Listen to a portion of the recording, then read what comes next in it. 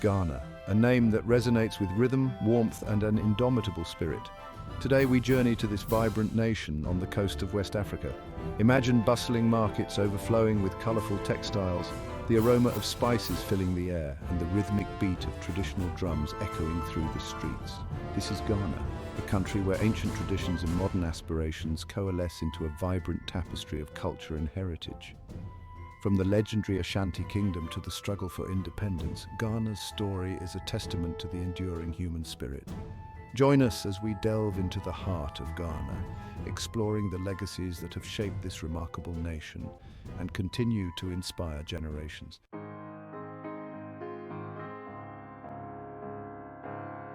Our journey begins in the heart of Ghana, where the echoes of a powerful empire still resonate.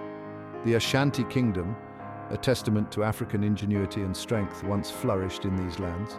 The Ashanti people, renowned for their intricate craftsmanship and military prowess, carved out a kingdom that commanded respect. At the heart of their unity lay a sacred symbol, the Golden Stool. More than just a symbol of power, the Golden Stool embodied the very soul of the Ashanti nation. It represented the collective spirit of the people, their ancestors, and their future. The Ashanti believed that the stool held the strength and wisdom of their ancestors. The Ashanti Kingdom, with its powerful rulers and its unwavering belief in the Golden Stool, left an enduring legacy. It is a legacy that continues to shape Ghana's cultural landscape and inspire a sense of pride in its people.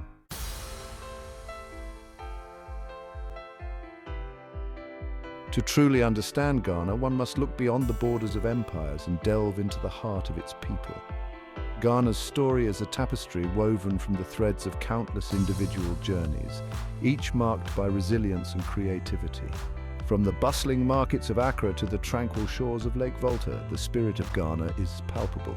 It is a spirit of warmth and hospitality, of vibrant music and dance, and of an enduring connection to the land and its ancestors. It is a spirit that has weathered storms and emerged stronger. It is this spirit that we will explore as we journey through Ghana's past, present, and future. Join us as we celebrate the enduring spirit of Ghana.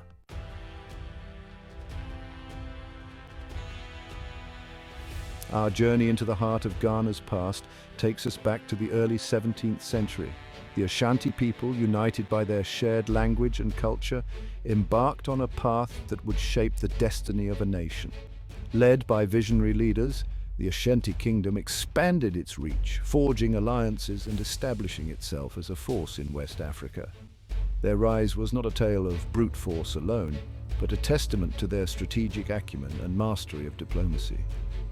The Ashanti people, skilled artisans and agriculturalists, built a society that valued both beauty and practicality. Their intricate goldwork, vibrant kente cloth, and impressive architecture reflected their deep connection to their cultural heritage. As their influence grew, so did their reputation for military prowess. The Ashanti warriors became known for their discipline, courage, and loyalty. The rise of the Ashanti Kingdom was a testament to the power of unity and cultural identity.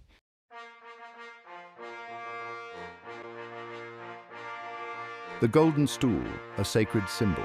At the heart of the Ashanti Kingdom lay a sacred object, a symbol so powerful that it transcended the realm of the material. The Golden Stool, said to have descended from the heavens, was more than just a symbol of power. Legend has it that the Golden Stool descended from the sky during a gathering of Ashanti chiefs. This divine event solidified Osei Tutu's authority and unified the Ashanti clans under his rule. The Golden Stool, made of solid gold and adorned with intricate designs, was believed to house the Sunsun, the spirit and soul of the Ashanti people. It was a sacred object, never to touch the ground, and was always kept close to the Asantehene. The Ashanti people believed that the Golden Stool held the strength, wisdom, and courage of their ancestors. It was a source of guidance for their leaders and a symbol of their unwavering unity. To this day, the Golden Stool remains a powerful symbol of Ashanti identity. The reign of Osei Tutu marked a pivotal era in Ashanti history. A skilled strategist and diplomat, he expanded the kingdom and centralized its government. He established Kumasi as the capital, centralizing power and trade. His military successes solidified Ashanti dominance. Osei Tutu also forged alliances and trade relationships. Under his leadership, the Ashanti Kingdom flourished in peace and prosperity. The Asantehene, the heart of the Ashanti Kingdom, held more than just symbolic power. He was the architect of the nation's prosperity and the guardian of its traditions. Understanding the importance of trade, the Asantehene fostered an environment where commerce could flourish. This commitment to fair and open trade attracted merchants from far and wide. He invested in infrastructure, building roads and bridges that facilitated trade and communication. Under the Asantehene's guidance, the Ashanti Kingdom became a beacon of prosperity and stability.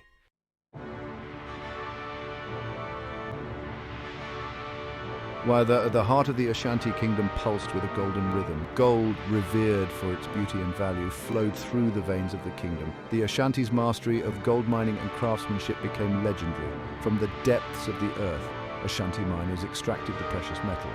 They developed sophisticated techniques for locating gold deposits. Using simple tools, they carefully extracted the gold-bearing ore. Once extracted, the gold ore was painstakingly processed. Ashanti goldsmiths, renowned for their artistry, then transformed the raw gold into exquisite objects. Their skilled hands created jewelry, regalia, and ceremonial objects. The Ashanti's golden treasures became highly sought-after commodities. The wealth generated from the gold trade fueled the kingdom's growth. The lure of gold drew merchants and explorers to the Ashanti Kingdom.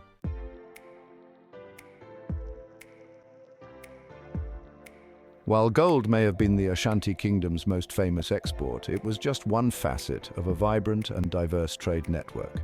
The Ashanti people, shrewd traders, recognized the value of diversifying their economy. From the dense rainforests to the north, the Ashanti traded for kola nuts. The kola nut, a symbol of hospitality and goodwill, played an important role in Ashanti culture. The Ashanti also traded for salt, an essential commodity in the humid West African climate. Caravans laden with salt would arrive from the Sahara Desert. In exchange for these valuable goods, the Ashanti offered their own crafts. This diverse trade network not only brought wealth to the Ashanti Kingdom, but also facilitated cultural exchange. As merchants traveled along the trade routes, they carried with them not just goods, but also ideas, stories, and traditions. This exchange of knowledge and culture enriched the Ashanti Kingdom.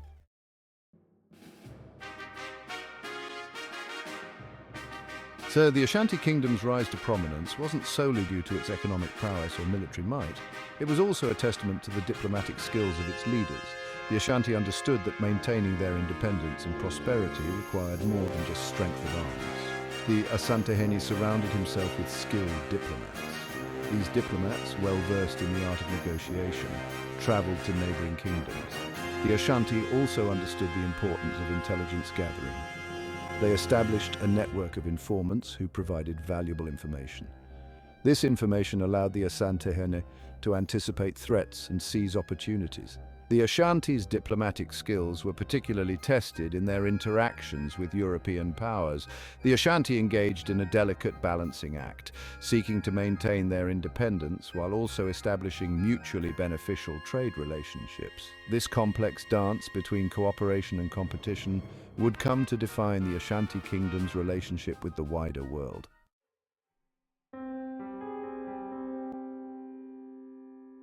As the Ashanti Kingdom flourished, a dark cloud began to gather on the horizon. The transatlantic slave trade, a brutal and inhumane system, would leave an indelible scar on the history of Ghana.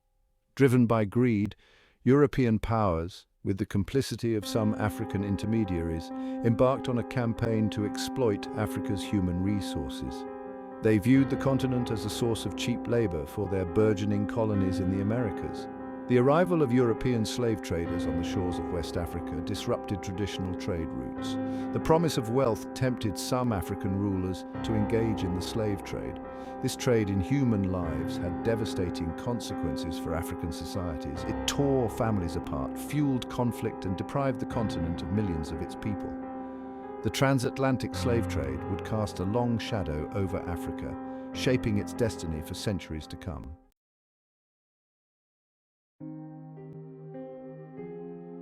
The transatlantic slave trade was a system of unimaginable cruelty and barbarity.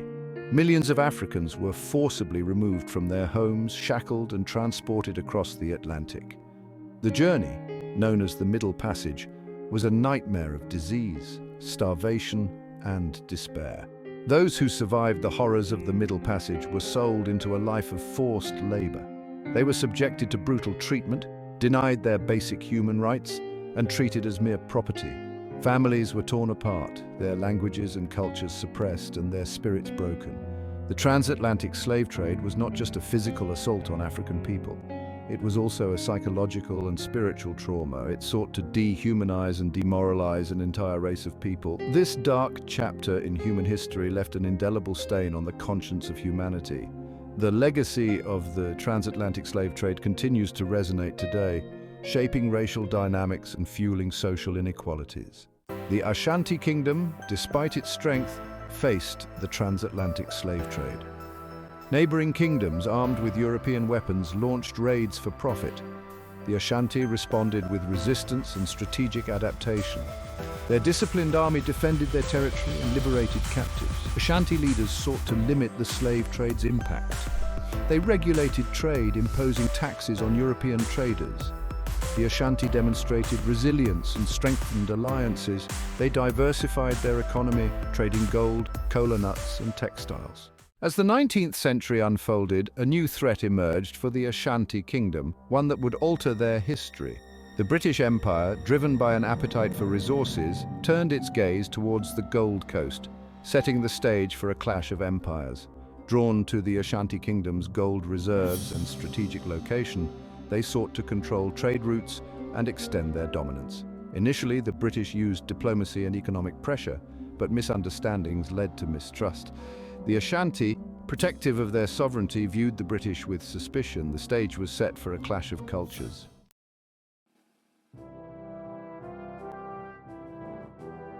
The simmering tensions between the Ashanti Kingdom and the British Empire erupted into open conflict in the late 19th century, marking the beginning of the Anglo-Ashanti Wars. These wars tested the military might and spirit of both sides. The First Anglo-Ashanti War raged for several years. Ashanti warriors proved formidable, engaging the British in fierce battles. Despite their bravery, the Ashanti faced a technologically superior enemy. The British gradually gained the upper hand. The Ashanti continued to resist, defending their land with determination.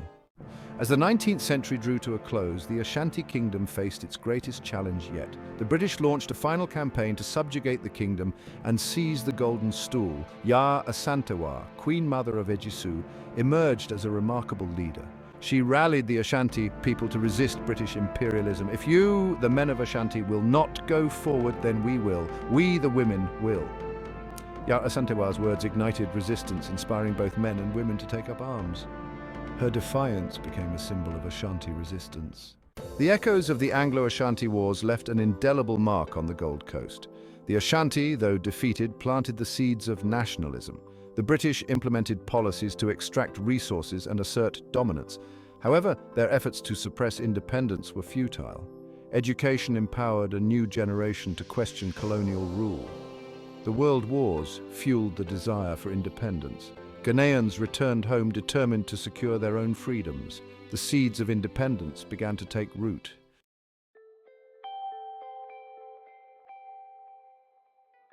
Section 2, Kwame Nkrumah, A Voice for Freedom.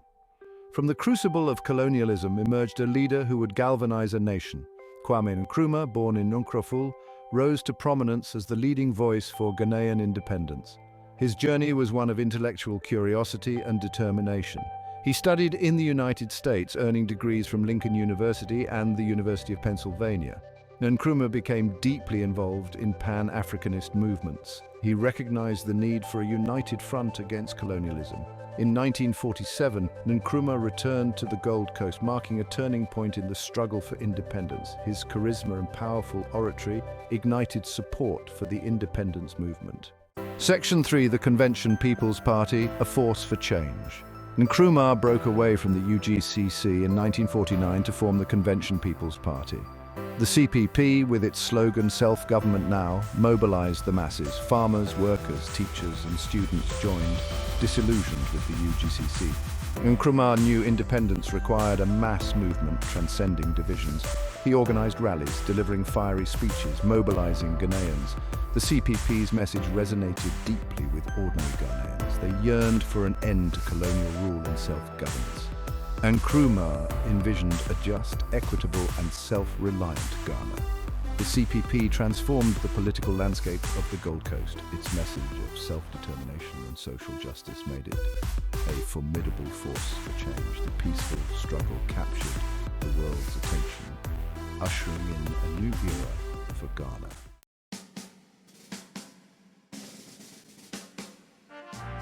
Section 1. A legacy of resilience. Ghana, a land shaped by empires, colonialism and the spirit of independence. From the Ashanti Kingdom to Kwame Nkrumah, Ghana's story is one of resilience and innovation. The Ashanti, with their sophisticated society, left an indelible mark. Their legacy lives on in gold work, kente cloth and enduring traditions.